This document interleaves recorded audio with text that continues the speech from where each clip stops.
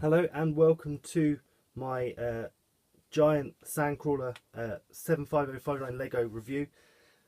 This is a beast. I don't know how to do this video. I don't have the space to drive it around and move it around to show you all the things you can do with this set.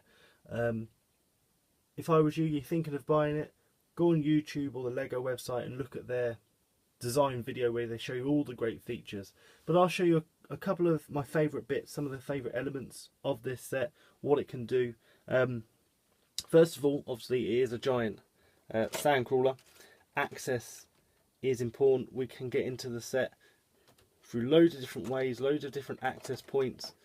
There's obviously the two roof panels I've just shown you there, the side flaps which do open up both sides, but again I've got no space, I can't do that.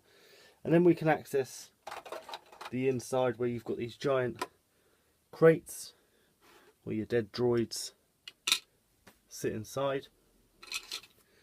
Push that through there for processing. Doesn't fit with the droid, there you go. And that's sat inside now, that's not going to go anywhere. Cool. Now, loads of movement bits inside. You can access a crane inside, which is quite cool. Lift stuff up, move stuff around. My hands are too big for this set. I don't have the desired, smallness of hands to get inside. So I'm gonna have to let your imaginations kind of just run with that. This is a cockpit, which you can access. But I think it looks better with all the flaps down, all the access points locked in, because then it looks like it's about to go and chase some droids. I'll do a quick review of some of the details inside, and then we'll have a look at what's going on with the minifigures, which are cool. You want to have a look at those. But let's have a look at some of my favourite features from inside this Sandcrawler. So here is the Sandcrawler in its entirety. I will try and show you as much as I can of this thing, but some of it is literally just too big to kind of show all of it, and the camera doesn't do it justice. As I said, if you want to have a look at a bit more detail about what's going on here, then I would look on the Lego website and just have a look at their kind of page for their design review that they did prior to the launch of this. I'm just opening up some of the side flaps just a little bit more lighting so you can see inside a little bit anyway. There we go. Should actually get this string out of the way, that's going to be annoying. There we go. So you can see pretty much all the way through this vehicle. I'll open up the back there as well. Basically there's loads of stuff going on, but you can't really, if you're an adult like me, physically at least, you can't really see a lot of the detail, a lot of the stuff that's happening inside. You get an idea of it, but basically there's loads of, it's basically like a little warehouse, a workshop. You do have these flaps on the side where you can put these boxes in, and you can see they basically move the crane out of the way. They go through and sit there. Help if you made space and didn't have one in there already. So they have like little cradles where all these boxes sit. I'll show you that again. So it goes through down the ramp and falls in the box. You might have a droid in there like that. You do have a crane then that moves around. You can extend out a bit. Again, that's got a dial on to lower the rope, obviously. Pick up droids, move them around. So that's what the inside looks like. So there's a little vehicle that goes just inside, nicely like that. You do also have in the back section, we'll call it aft, really technical, in the aft section, I don't know if you can see, like the actual main crane piece. Oh, there we go.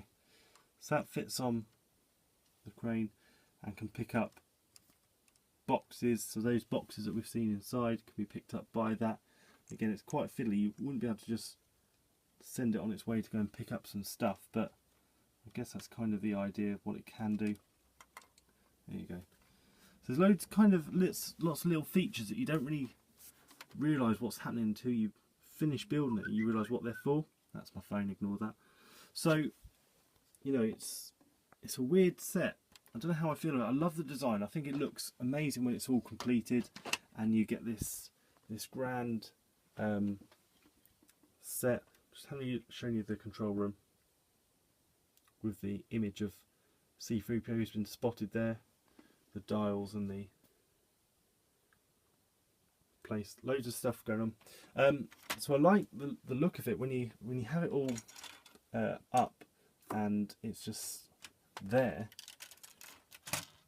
It just takes you back. It looks so huge and epic when you've got a droid next to it or minifigure next to it. It looks even bigger. You realise how big it is. I was carrying down the stairs and I felt like I was carrying a small child. It was just heavy and big and bulky. Maybe a fat child, I don't know. So it's kind of looks great.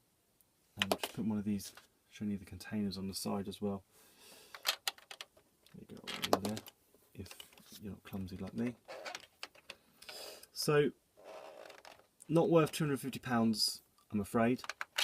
Definitely looks better and is more desirable for me than the Ewok Village, just because it's a vehicle, it moves around. It's got these tiny little details that you keep finding the more you sort of play with it. But, as I said, under £200 I think for this would be a lot better, a lot fairer, but that's Lego, they can charge what they want and people like me, chumps, will buy it and it'll look great on your shelf next to all your other sets if you've got other bits going on as well. I've already made a space for it because I can't wait to see it sort of just sat there. But anyway, I've been waffling. Let's go and have a look at the minifigures because you need to see them there. They're one of the buying features of this. That's what people buy sets for, minifigures now. So go and have a look at that. But okay, so the minifigures. A big reason people buy these big sets is because of the new figs. I didn't buy it for the figs. It was one of the things that kind of sealed the deal for me. But we'll have a look at some of my favourites now. Jaws have been around before. I don't own any of the original Jaws because once I found out this was coming out, I kind of decided not to go back and spend the sort of £10 on just one figure because they're discontinued. But you do get 4 Jaws with this, 2 with grey sort of electric guns, 2 with black guns. I don't know what they're, if 2 are supposed to be for electrocuting droids like we see in the film, or 2 are for adding restraining bolts, stuff like that. Okay, we do have another great figure which I don't think has ever been released before, and that is Owen Lars, who we can see here. He's got his sort of tunic on, he's got a little hood detail for the back there. He does look quite happy. I don't remember him being this happy in the film, but he looks alright there. He's got the old sort of grey hair, single-sided face, so no extra details on the other side of the face. Luke we have seen before. You do get Luke in the Cantina set, exactly the same one as this, again with the sort of stern face, and of course he does have his super happy face as well. He's having a good time. Clearly you can see that he's enjoying himself. But this figure does come with a lightsaber. Now, if you've obviously seen the film, who hasn't, he doesn't have a lightsaber at this stage, but I don't think they've ever done a Luke figure without a lightsaber. Maybe in the Rancor pit he had a bone instead, but I think they still gave him a lightsaber. But you know what, you can't have too many lightsabers just in case. Now, 2 bits I hadn't really been aware of with the new R2-D2 and C3PO. C3PO is great. He's got the sort of different leg piece from the start of episode 4, and he also has the restraining bolt. His whole torso as well looks slightly damaged, dirty, before he gets his oil bath, and back print showing the wide as well. So this is the first time we've had, well, the first time I've got a C3PO with leg printing, so that's really cool. And you've also got R2-D2 with this metallic silver head and slightly different torso, main body printing as well. So again, I think this looks a lot better than the previous R2-D2 figures, but you might disagree. But I think that's cool. We do get a load of other droids, all of which have names which most people don't really care about, and if you want to, you can Google this pretty easy. I'll put a link to the Wikipedia page for this set so you can have a look at that. So a couple of astromech droids, and again some nice new elements. I don't know if you would really call that a headpiece, but that's kind of what it's supposed to do.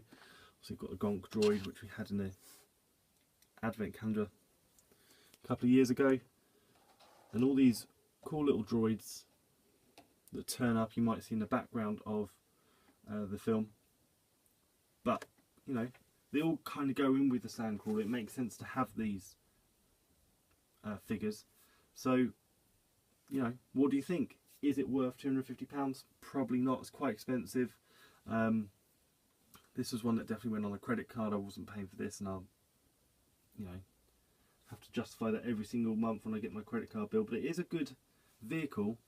Figures are okay. A couple of standouts as always, and a few random ones.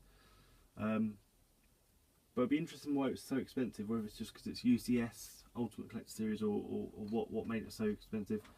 But thanks for watching. Check out my videos. Subscribe. Put any comments. I always try and reply where I can. But thanks for watching, and I'll see you soon.